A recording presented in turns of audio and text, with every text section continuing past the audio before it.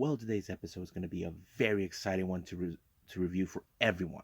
First, we're going to be reviewing Stardom's latest show that took place, of course, Supreme Fight 2023, where we featured three championship matches. Of course, we have the Goddesses of Stardom taking place, the white belt and the red belt will be defended. We also got a Triangle Derby match, and of course, we got this brand new Nanawa roulette match where the winner gets to decide what championship title they would want to get.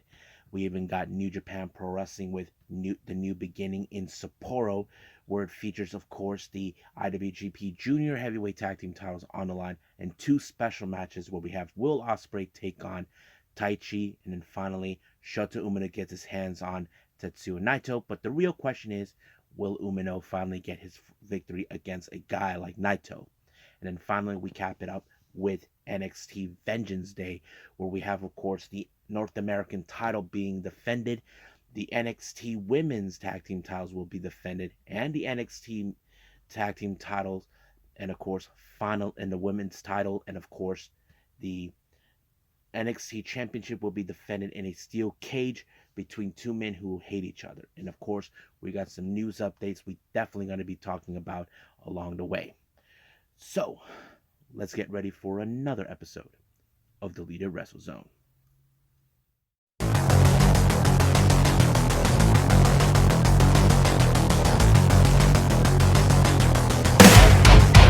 Are you ready?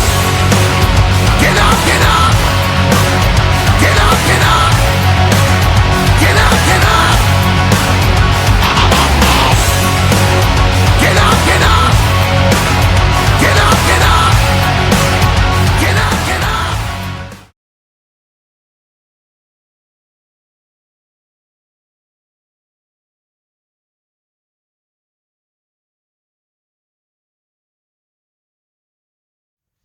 Welcome everybody to the Deleted Wrestle Zone, all things that is pro wrestling with AEW, NXT, New Japan Pro Wrestling, Impact Wrestling, the National Wrestling Alliance, various promotions, wrestlers, matches, and championships. I am your host, J-Rod here. So, let's begin with Stardom with Supreme Fight 2023. This is the latest big show they have done. Now, it opened up with the Naniwa, I think that's what's called, the Naniwa roulette match. Now, this is how it goes. It will begin with two wrestlers, and then whoever wins that match continues on to face the next wrestler, and so on and so on. But you only have a 5-minute time limit, or else the match will end in a draw, and both competitors will be eliminated. However, the way to win this match, you have to either do by pinfall, submission, or over the top. So basically, that's how it plays. It's a little confusing, but we'll get to that. It started out with Mayu Iwatani taking on, of course, everyone's favorite girl, Waka Tsukiyama. Now, on a note, this is the first show that Stardom has with people cheering in almost 3 years since the pandemic took a toll on everyone, and I think it felt great. Everybody were yelling out Waka. It was very amazing to hear. So anyway, the match with Waka was pretty good, I have to say. She went away, started out strong, but apparently she ended up on the wrong side of the Dragon Sweeper by Mayu. 1, 2, 3. She was eliminated.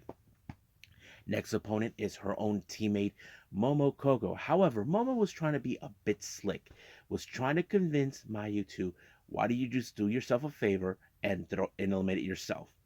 I don't know if that was the wise move. I don't know what she was trying to do, but however, I'm sure Mayu wasn't playing that little game. It did not work in her favor until she put Momo Kogo in a submission move.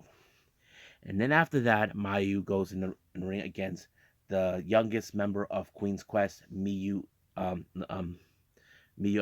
Well, she's not young. I mean, she's older than Hina, but she did pretty good. However, this match ended with a nut with the Dragon Sleeper, forcing Miyu to tap out.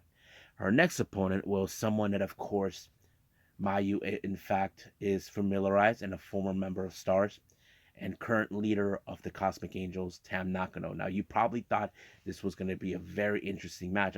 You probably would have assumed Mayu would be eliminated due to her going through 1, 2, 3 and 3 opponents. But however, apparently she was about to jump off the ring.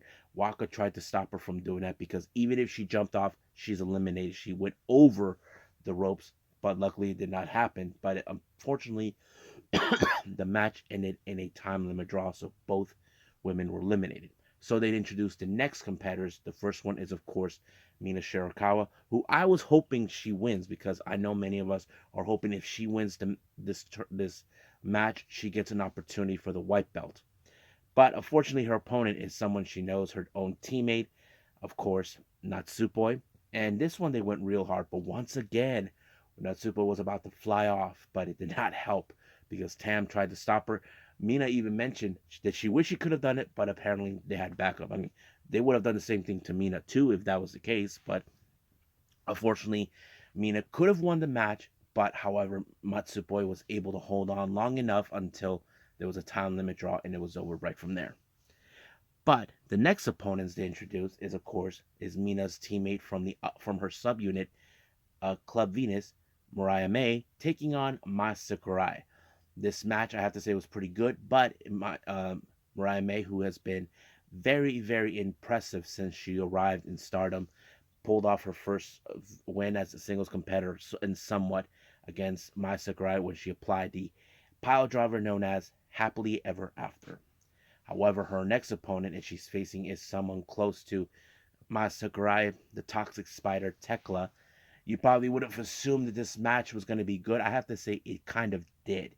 But however, both of them were eliminated over the top because the way it's happened, Mariah May touch her feet first into the ground, and then she dragged Tekla down, and Tekla was not happy. I wouldn't be surprised if we do see a somewhat of a feud between those two, since we now know that Zaya Brookside will be out for quite some time. We don't know when she'll be back. That would be a hell of a singles match story, in my opinion, for Mariah May and Tekla to be involved in. Now, the next two competitors, this one is a very interesting one. We have Natsuko Tora taking on Momoka Hanazono. Now, you all know Momoka Hanazono. She's a real terror in the ring. She plays these crazy tactics that you probably wouldn't expect. But, however, it kind of worked and kind of not. But she broke her little bubble machine when she whacked Natsuko Tora in the head. And it kind of messed up. But, however, both of them ended up on the over the top. Now, the next two competitors we have Go Keegan Death made her return, taking on Yuna Mizunami. Apparently, Goki Inde was getting in the head of Yuna Mizumori, but however, Mizumori ended up in the wrong side of the Okana Rose, giving her the win. But the final opponent that stepped in is someone I think many of us would have said she has it right in the bag, and that is Saki Kashima. You probably would have thought this match would end quickly, but no. Basically, Goki Kindev knew what she was going to get herself into, but unfortunately, it was Saki Kashima who ended up winning the entire match. However, she pulled it off with, of course, with the Kishikase, and then as soon as it was over, she already made the decision that she is going to wants to challenge for the high speed title belt. I have to say that is a good move. I think that's going to be interesting because we never seen Kashima challenge for a singles belt. Not even once. I mean, she has been tag team, that sort of thing. But we'll see what happens then. Now, our next match is our only Triangles Derby match. We have the classmates representing of the representatives of Stars, Saida, Kokuma, and Azuki, taking on Unique Glare, consistent of Diana's Aruka Umasaki and Oda Time members Ruka and Starlight Kid. Now, you probably would have thought this match was going to be a very killer one. However, you know that there's certain moments we're going to see some high-speed tactics here with Koguma and Starlight Kid. But in the end, it was Koguma who applied the Kumo roll onto Starlight Kid, giving them the win. And I believe we may have the current results of if I got this right, of the Triangle Derby. Let me pull it up real quick for everyone. Yes, here it is. This is the current status that we have right now for everyone involved. H2M, they're currently still at 0 for 5 losses. Queen's Quest, 7 wins with 3 wins 1 draw and 1 loss. Cosmic Angels, 3 wins, 2 losses, totals 0.6. Body Bombers, 2 wins, 3 losses, 4 points. Same thing with Unique Glare. 7 Up will have 4 wins and 1 loss, total points of 8. And then, of course, we have Club Venus. They have 4 wins and 3 losses. They have 8 points. So currently, there are 2 teams in a red block right now with 8 points. However, let's look at the Triangle Blue block. We have Rampage, God's Eye. They have 4 wins and 1 draw. That makes it 9 points. Classmates, they got 2 wins and 4 losses, 4 points. Mayhem with C, they have 2 wins and 4 losses, also 4 points. Lollipop, only 4 losses. They're currently at the bottom at the moment. Gold Ship, Odatai Group, they have 3 wins and 2 losses, 6 points. Prominence, 8 wins with 4 wins and 2 losses. And then finally, Rebel X Enemy, 3 wins and 2 losses. So that's the current status they have. Now let's continue on with more matches. We have our next match, Queen's Quest, consistent of Lady C, Utami Ayashida, and Azumi. They take on God's Eye with the return of Konami, teaming up with Amisori and Suri. I thought this match was pretty good because I thought it was a great moment to see Konami, but I can skip to the end. Konami was the one who picked up the win when she applied the Triangle Lancer onto Lady C, forcing her to tap out. Now, keep in mind, Konami is only limited to appear in Stardom due to her health issues. We just don't know how long she'll be out. Hopefully, she comes back, but she did say that she's going to wrestle as a freelancer for a while, but we'll see what happens then. Now, our next match, this is a huge match. We have Chihiro Hashimoto from Sendai Girls. She takes on God's Eye Mirai. One thing I did like about this is the moment Mirai comes out, she looks at Mai Sakurai. If you guys remember, Mirai was a member of DDM until she made the choice to leave. Mai Sakurai gave her the fist bump because she knows that this is a big challenge. You probably would have thought that Mirai would have somehow overcome her match against Hashimoto, but unfortunately, it was one of the biggest tests in her life, challenging someone like her. But apparently, she was no match for her. She ended up on the wrong side of the German suplex. 1, 2, 3. Now, I don't know what Hashimoto said to Mirai in the post-match promo, but from what I can tell, I believe she called out Suri. Now she can finally have that singles match that she's been asking for. And of course, Suri will not back down. This is the first singles match that I believe Suri wants ever since losing the red belt to Julia. So we're just going to see that. Now, our next match is the Goddesses of Stardom tag team titles. We have Mayhem from DDM, Himeka and Maika challenging 7-Up, Yu and Nanane Takahashi. Now, keep in mind, Mayhem do have a win over them at the Goddesses Tag League that took place last year. Now, Mayhem are confident enough to believe that they have this in the bag. That's always been the case. But however, there have been certain matches where 7-Up has gone away with it, reclaiming the loss that they had in Osaka. But will that repeat itself? But at some point during the match, Himeka might have been hurting herself, might have injured her knee. But that kind of gave it away. But in this case, it was Nanane who pulled off the win, applying a pin onto Himeka. 1, 2, 3. Now, I don't know the extent how badly injured Himeka is. Hopefully she's okay. But during the post-match promo, I don't know what they were saying. But all of a sudden, here comes Odatai members, Ruka and Natsuko Tora, known as BMI 2000. They come out and issue a challenge. Now, keep in mind, BMI 2000, if you guys have been following, they were considered to be the fan favorites to win Goddess Tag League. But however, it was 7-Up that did that. So now they will be the next challengers. This is going to be a good one. Now, our next match, this is a match I think many fans have been hoping for and wanted to see. This is the Wonder of Stardom Championship, aka the White Belt, between former champion and was, of course, the one with the most consecutive wins, Momo Watanabe, taking on her former friend and I believe protege, Saya Kamitani. Now, this was a match that Momo Watanabe did not want. She did not care about the the the defense records that she had. I mean, remember, Momo had 13 defenses, but Kamitani catched up to her all the way to 13. Now, if she wins, she makes it 14. But Kamitani felt that she wanted to break the wall down between them. Now, for Momo, she looks at the white belt as a stepping stone for the red belt, which, of course, it makes sense.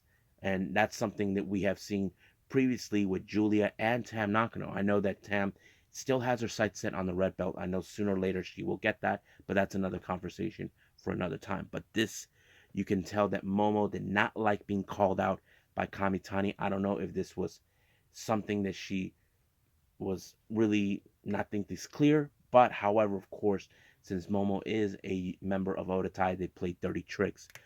But in the end, it was the Firebird Splash by Kamitani that picked up the win and giving her now that she has 14 defenses, breaking the record. Now, many of us might have thought in our heads that, okay, who will be the next challenger? I would have assumed that Mina Shirakawa will come out and demand her rematch that she's been looking for since back in November, but nothing happened. Hopefully that happens, you know. And for all you haters out there to say, no, Mina doesn't deserve that, screw you guys. She worked her ass off to get there, so I'm sure she'll get it, even though Rossy Ogawa said that she probably will get it. Now, our main event, we have the World of Stardom Championship, the red belt between two former friends. Were like sisters back in her Ice Ribbon days. Zuzu Suzuki, who's our challenger, and of course, the newly crowned red belt champion, Julia. Now, if you guys noticed, she kind of emulated Hana Kimura. Now, the reasons behind that is because Hana Kimura has never elevated to this level of success, so she felt like she's tapping into the spirit. But this match was pretty awesome because it showed that the history between both Zuzu and Juliet goes way back to their Ice Ribbon days. Remember, Ice Ribbon does not have the same kind of big stage performance that Stardom does. And somehow they kind of visioned this was going to happen. But it was a bloody match. I was like a ball buster. But in the end, it was, of course, Julia with the Northern Light Bomb to pick up the win. This became her first defense, retaining the title. But in the pro match, she talks to Zuzu, and there was a certain part of the translation that was read on the Stardom Twitter that she hopes that Zuzu will be next to her the next time they meet. But Zuzu, in the other hand, according to the another tweet that was translated, Zuzu's not interested in being by her side. She thinks that she's delusional. I mean, look, we all know the story. Zuzu was abandoned by Julia, and Julia feels like it's not a big deal, but to Zuzu it is. So we'll see what happens down the line. But Zuzu did stated that this is not over yet until she obtains the red belt. So sooner or later, that's going to happen. So once again, we all thought the same thing. Who's going to challenge for the red belt? It did not happen. So it's kind of weird that no one challenged for either the red or the white belt. What's going on here? I don't know. So I think that's it for the Stardom stuff. Let's move on with New Japan.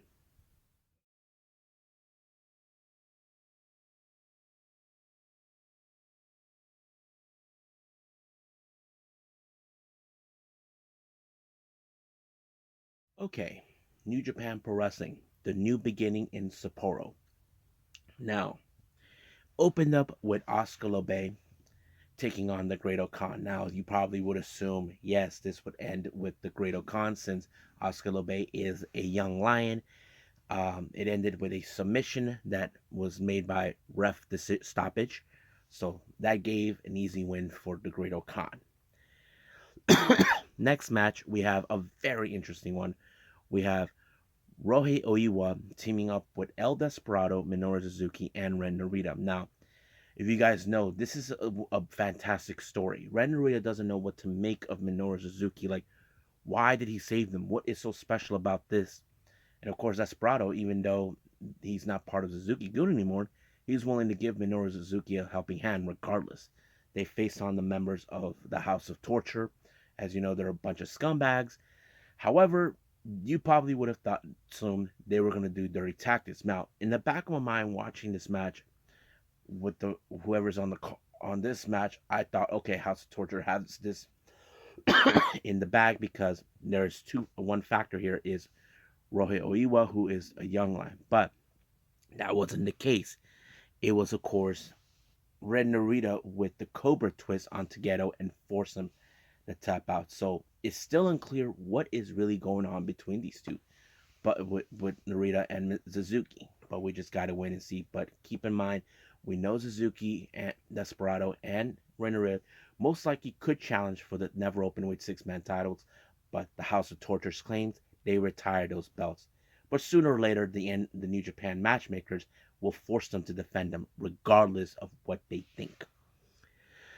Next up, we have TMDK, Kosei Fujita, Shane Haste, Mikey Nichols, and the frontman Zack Sabre Jr. taking on Yuto Nakajima and the members of Chaos, Tomohiro Ishii, who is challenging Zack Sabre Jr. for the IWGP World Television title, and of course Bishimon Yoshihashi and Hiroki Goto, the current IWGP Heavyweight Tag Team Champions. I thought this match was pretty good because it's like they're telling the story that Rohei Oiwa will one day become a top star since he is, of course, a young lion, but he is now under the tutelage of Zack Sabre Jr. But what I like about this match is how Zack Sabre Jr. is showing Kosei Fujita how to apply the submission move. And I think that plays out pretty well. I think that tells a good story. But I like how the end of this match ended, where Kosei Fujita put what's his name? Yeah, Yuto Nakajima in a submission, forcing him to tap out by applying the same move that, of course, Zack Sabre Jr. showed him. And I think it tells us a good story. And I think we could see some good storylines with TMDK, especially with Kosei Fujita, since he's still a young lion. So we'll see about that. Next up, we got the members of the Bullet Club, Taiji Shimori, Kenta, El Fantasmo, and Jay White taking on Master Wato, the Ace, Hiroshi Tanahashi, and the members of GOD, and the two brothers, Hikuleo and Tama Tonga. Now, keep in mind, Master Wato has issues has a war against Taiji Shimori. Ishimori is blaming him for the loss of his title since he was the one who requested a four-way. Now, Hikuleo does have a date with Destiny with Jay White. Loser leaves Japan forever. And of course, El Fantasmo is challenging Tama Tonga for the Never Openweight Championship. I thought this match was pretty good, but of course, the times we've seen Jay White was trying to avoid Hikuleo, but nothing works. But in the end, it was, of course, a surprising pinfall by Master Wato with the jackknife onto Ishimori. This is a pretty good sign because the way I see it, despite that Ishimori blames Wato for what happened at Wrestle Kingdom, is this the result showing that he's going to lose to him? We don't know. So we'll just wait and see. Now, our next match, we have LIJs, Bushi, Hiromu Takahashi, Sanada, and Shingo Takagi. They take on Rusuke Taguchi and the members of Chaos, Sho, Toru Yano, and Kazuchika Okada. Now, keep in mind, Okada will put his title on the line against Shingo Takagi real soon. But as for Yo, he will be, in fact, in the ring against Hiromu Takahashi, challenging him for the IWGP Junior Heavyweight Championship, which is going to be the main event the following day. I thought this match was very interesting. And once again, Taguchi had the secrets about about Hiromu, and I thought it was just too hilarious. But but in the end, in this match, it was, of course, Shingo with the last dragon onto Taguchi that gave LIJ a win. Now, our next match, I have to say this was a pretty good match. We have the IWGP Junior Heavyweight Tag Team titles. We have just 4 guy members, Doiki and Yoshinobu Kanemaru, challenging United Empire's current champions, Catch 2 Francesco Akira, and TJP. This match was great, but what I did like is how they put in how Kanemaru and Doiki played a little methodical tactic attacking TJP's knee. There were moments you can tell that TJP's knee was going to give out, But in the end, it was like very determined. You probably would have thought we would have walked away. We would have seen brand new tag team titles. I mean, it would have been great. It would have been a great resume for Doiki, as he never held any championships. I know Kanemaru has, but in the end, it was, of course, the fireball by Akira to Doiki that gave him the win. Sooner or later, I know that Kanemaru and Doiki will be back for this for those titles sooner or later. We just don't know when. Since we know that they're just starting out as just four guys, we just gotta wait and see. But now their respected leaders will face off in the next match. Will Ospreay versus Taichi. This was also another classic move. I think was a great match because it showed how determined. Because Taichi, as you know, he has the capability to be a rising star. I think that's something that was missing during his time with Suzuki-gun, like being the top guy that he should have been from the very get-go. I mean, we know he held the never openweight six-man tag team titles. He had the IWGP heavyweight tag team titles with Zack Sabre Jr., and not to mention the never openweight title. But he needs the much bigger championships, and I think that's what led it. But you can tell that none of these guys were willing to quit until one of them dies. But it only took a Stormbreaker by Will Ospreay to pick up the win. And then once again, saying that he is the top guy, he tells Taichi he's down there. But sooner or later, Taichi will get to the top at one way or the other. I'm not sure if Taichi will be participating in the New Japan Cup. Will Ospreay did mention that he will be involved, so we'll get to that.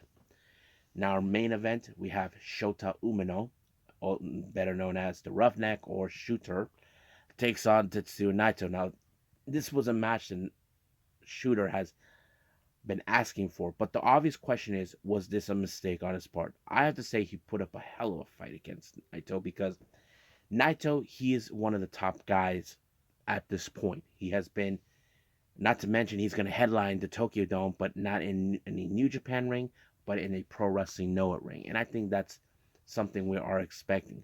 But this was a very interesting match. But it only took a Destino for him to pick up the win. And of course, Naito won the match. And of course, he gave out his little promo and all this other stuff. So we're probably going to expect more things with Naito, but we just got to wait and see what happens. I think that's pretty much it, what we have with New Japan. Let's go with NXT Vengeance Day.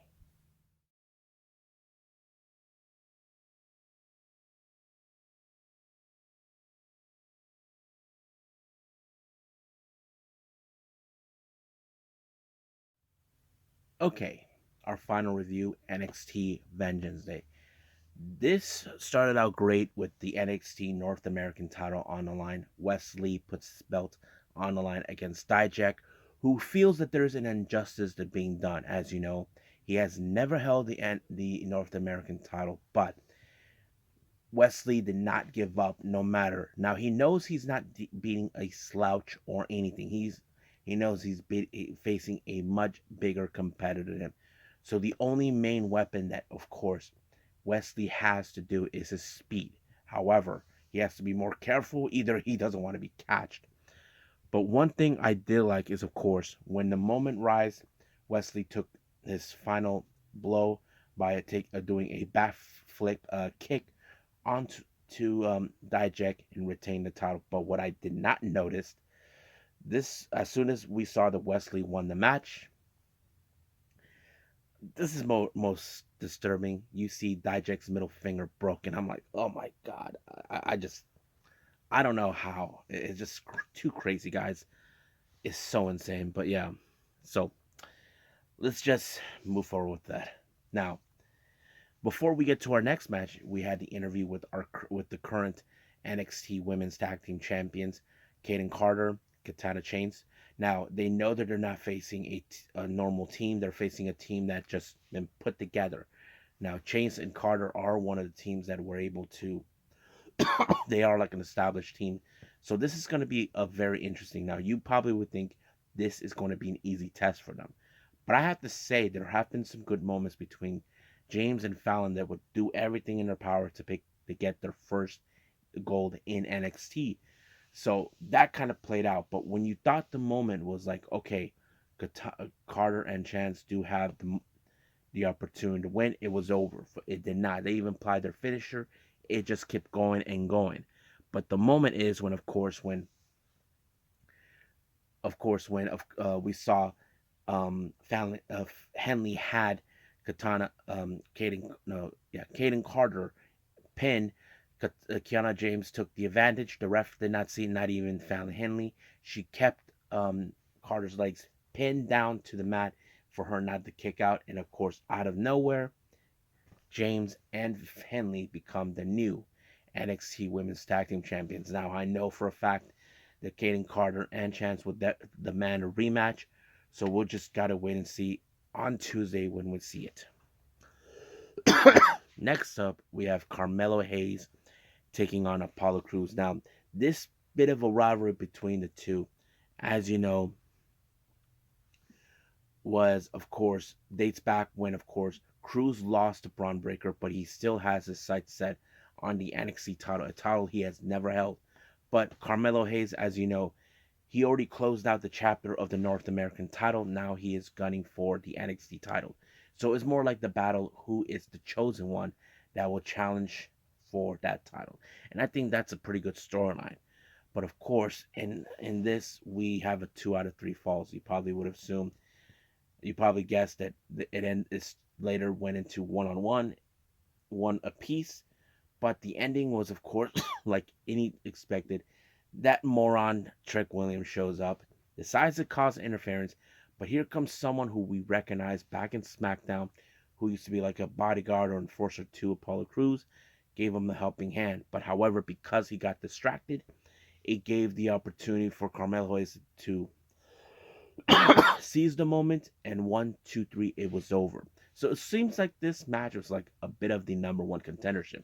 But what happened in the end, Apollo Crews' buddy, I forgot his name, just attacked them, and then it was over. So we don't know what's the extent to this. So that is something we're going to see down the line. I'm sure we're going to see more of it on Tuesday. Now, our next match is a 4-way for the NXT Tag Team titles.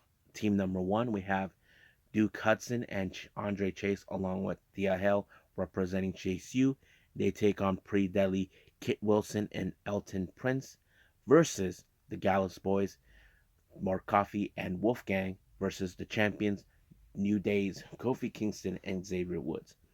This match was pretty good because it showed, okay, who is hungry to become the champions. Now, we know that Chase and Duke and Hudson are the underdogs in this story, and I think that tells us great.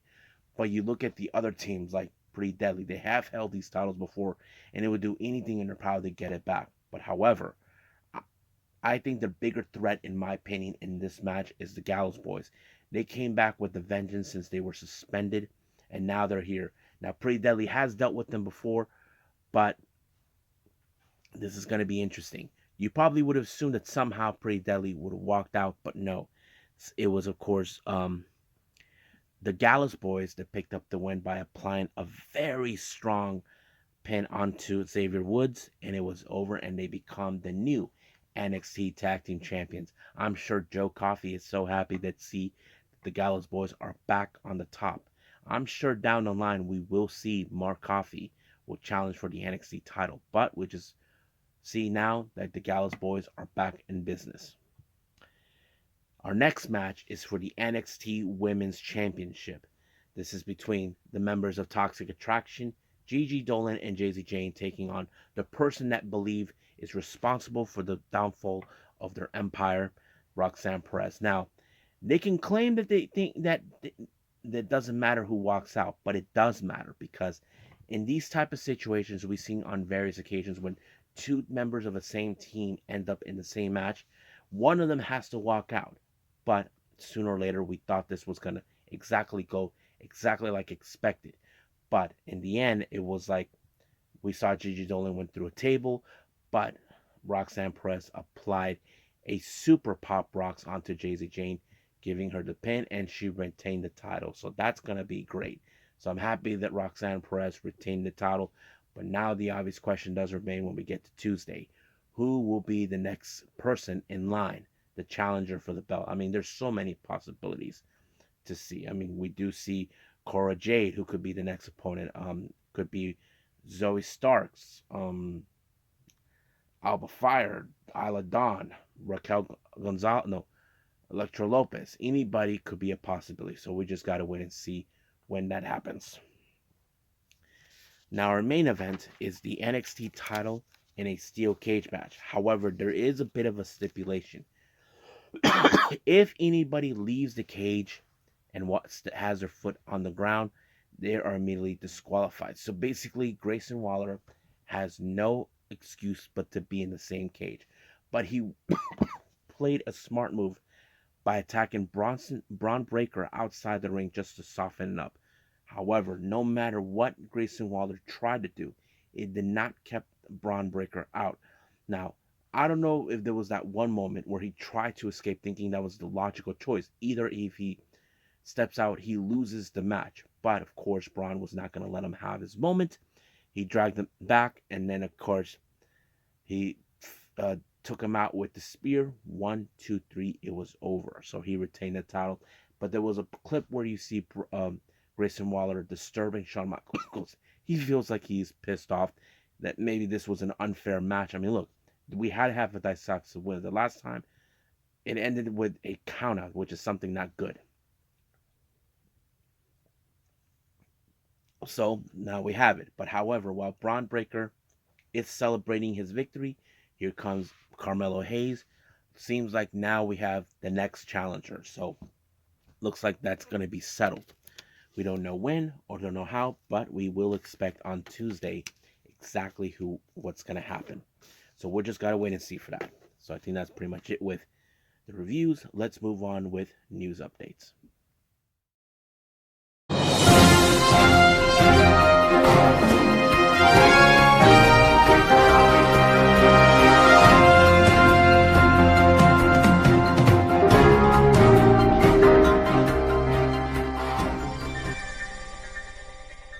Okay, for our news updates. Now, for those who do know, Fightful Select, especially Scott Edwards, who covers the Japanese and Joshi wrestling, had conducted an interview with Mariah May. I have to say it was a pretty good one. There's a video of it. I will put that video on the description down below, the link to it, so you guys can check it out. Some great stuff talking about her, that her goal was to come to Stardom, and I think that was a great thing to hear about. I'm sure many wrestlers who ever dreamed of wrestling in Japan is one of the goals. I mean, currently I know one particular wrestler here in my hometown in San Diego that one of his goals is to go to Japan.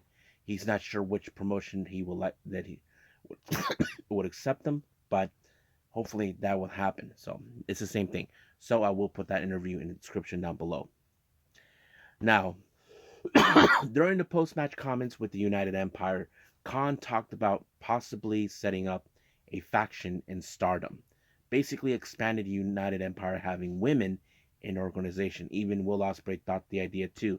He said that maybe he'll have a Stardom faction to join. But he did hint it later on, since, we're now in day 2 in Sapporo. He did state it that he mentioned Queens. Is he planning to have Queen's Quest join? I mean, they do fit in the same kind of category. And not to mention, he does have a somewhat of a connection with Azumi, because Azumi is like the female version of Will Ospreay in some ways.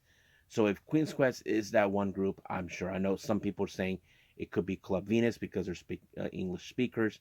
I don't know, because they have a different flair than the United Empire. Trust me, I don't think they would fit in that. I know exactly the kind of flair that United Empire are all about. They're all about trying to run the world, claiming that they are the ones on top, but that's how I see it. Now, as you know, I mentioned Aja Kong will be here in the United States. She will be in LA, competing against Masha Slamovich at Prestige Wrestling. However, this will not be the end of it for all you Aja Kong fans out there. She will be in San Francisco on April 7th. She'll be competing at West Coast Pro for Home of Killers. So that's going to be a good one. Now, her opponent has not been announced, but they just announced she will be making her appearance. It's going to be great to hear from her. Now, speaking of WrestleMania week, as you know, DDT Pro Wrestling will be doing a show during the GCW Collective. Now, they will have a show for themselves on the 31st of March. Now they announced a match that's very interesting. We got our very own AEW star and, of course, part of the DDT roster. Konosuke Takeshita will be in action. He will be facing against his own teammate, Yuki Ueno. Now, keep in mind, this is the one only match in DDT that Konosuke Takeshita will be involved. He is not involved in the DDT versus GCW, so just keep that in mind. Now, House of Glory has announced a big debut in their promotion. We're gonna have, oh, that's right, Time Splitter Kushida will making his debut. I believe that's gonna be on the 10th of March. I'm so excited. I'm sure many fans are excited for Kushida making his debut in House of Glory. Now, couple of updates in the Stardom world. So this is what we have. The high speed title, as you know, we were originally supposed to have Azumi taking on Starlight Kid, but however, due to the situation a while back where many of the Stardom girls were fallen ill due to poor health condition, they had to postpone the match. However, that match has now been presumed. Starlight Kid will be having a match against the current champion Azumi on the 4th of March. Now, I don't know exactly the extent to it, but keep in mind, Saki Kashima did challenge for this belt. So I would be presumably that that match with Kashima will happen after this one. So we'll see about that. Now, it's that time of year. As you know, we're going to have the Cinderella tournament that will be taking place in April, I believe. And they already announced the 36 competitors that will be involved in the tournament. So let's see who is going to be involved in that. Let me pull it up.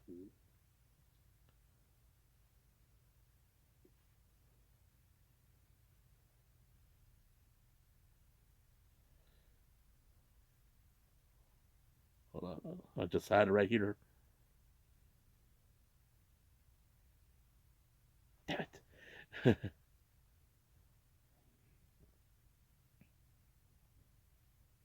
Here it is. Here it is. Okay, finally. Okay, so here's who's going to participate.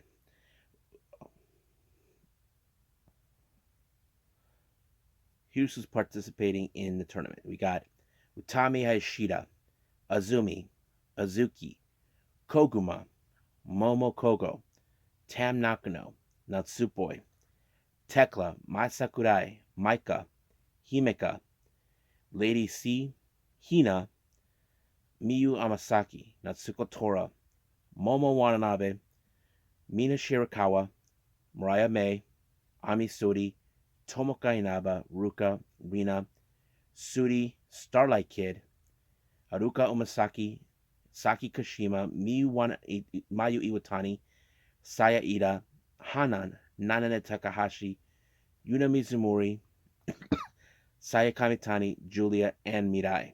And there's, of course, 2 open spots, X's. Now, we don't know if there's going to be fill-in spots. I know some of you are saying, where's Waka? Well, I'm sure that she's not in it. So I'm pretty sure that many people would say that she earned a spot in there, and we'll just wait and see what happens. So we'll just wait and see. I'm just real disappointed they didn't mention her. Now, for a final update in the Stardom stuff, apparently, if you guys know this, Tam Nakano and Natsupoi, who were to build a big sensation as the goddesses of Stardom, they are now officially going to be releasing a full-length album, and it's going to be on CD. This is something part that Bushi Road has wanted to do. They are planning to do. Their first single, called Tears Tale, will be released in April. I'm not sure if they're going to do like a small tour. I'm not 100% sure about that, but I'll get, of course, the information on that when that arises. Excuse me. Now, as you know, Tokyo Yoshi Pro Wrestling will be making their way here to the U.S. for the WrestleMania weekend on the, I think, the 30th or the 31st. I'm not sure. But anyway, Here's who's coming for that particular show. We have Yuka Sakazaki, Miyu Yamashita, Shoko Nakajima, Miyu Watanabe, Rika Tatsumi, Maki Ito, Mizuki, Hyper Mizawa, Yuki Aino, Yuki Kamifuku, Hikari Noa, Raku, Nao Kakuta, Zuzumi, and Arisu Indu. Now I know there's several names that not picked up. There is Kaya Toribami, who's not involved in this. So does Julia Nagona. I know Julia cannot do it because, as you know, she is also a registered nurse. I'm sure she cannot be available. And another name that was not mentioned, Palmada Juku. So that's what it, apparently, from the reason Palmada Juku is not going to go. Please bear with me.